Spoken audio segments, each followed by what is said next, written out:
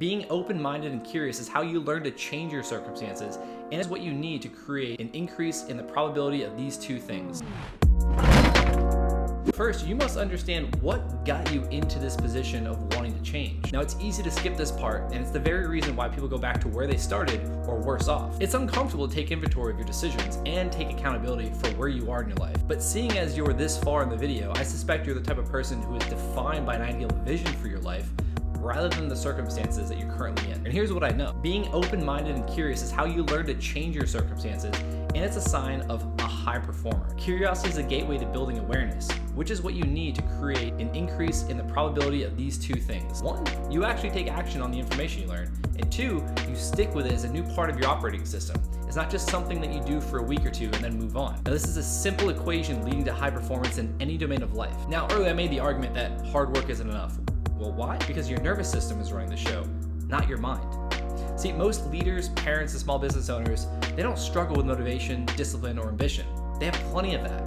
If anything, they push themselves harder than most are willing to. But here's the problem. Your nervous system is stuck in survival mode. So instead of being strategic, you're reactive. Instead of making progress, you're putting out fires. Instead of winning the race, you're just running around in circles. And instead of staying focused on what matters most, you're constantly distracted by noise. What's worst?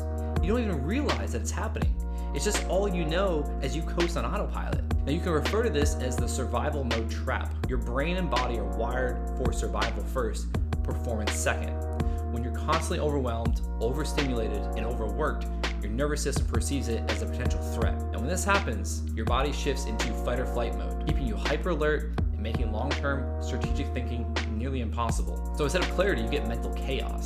Instead of strategic execution, you get reflexive, impulsive decision-making. Here are a few signs that your nervous system is stuck in survival mode. Maybe you wake up already feeling behind, checking emails, texts, or social media before you even get out of bed. Or you shame yourself into working more when you take a break because you think you're being lazy and other people are going to judge you for it.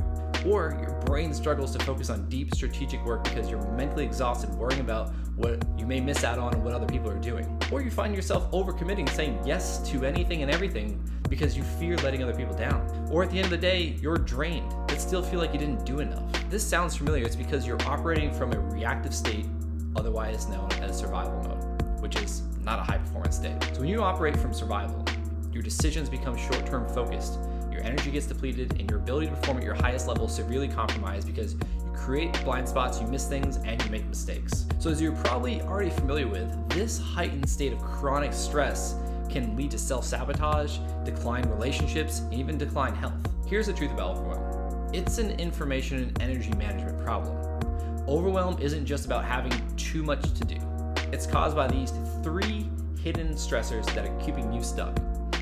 Number one, overload of information, which creates mental chaos.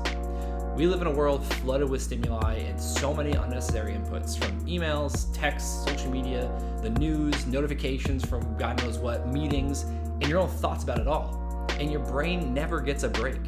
When your mind is constantly processing incoming information, it leads to decision fatigue, anxiety, and a total lack of focus. So here's a solution.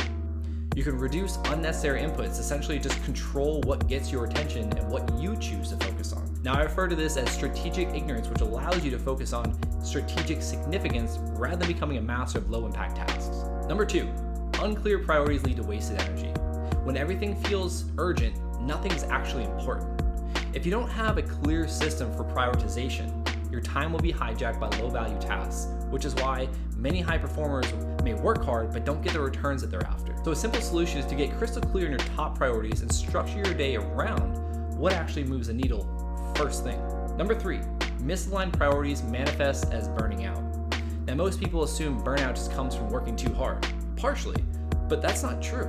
Burnout comes from working hard on the wrong things, pursuing a path you don't value or see any return on, and getting little to no recovery. When your daily actions aren't aligned with what truly matters to you or what you believe in and value, your brain and body start resisting the workload, leading to frustration, exhaustion, and even disengagement. Now, when you operate from this tired but wired state, you increase the probability of making matters worse on all fronts and for all those around you. Now, to flip this, align your daily execution with your long-term vision and mission, not just busy work. Use strategic ignorance to block out all the distractions that align with your long-term goals. And if it's not part of your priorities, by definition, it comes after you complete your daily top tasks that are aligned with your mission and your vision. Again, people don't struggle due to a lack of discipline or drive. They struggle because their nervous system is stuck in survival mode, keeping them reactive instead of strategic, and their environment reflects this every day.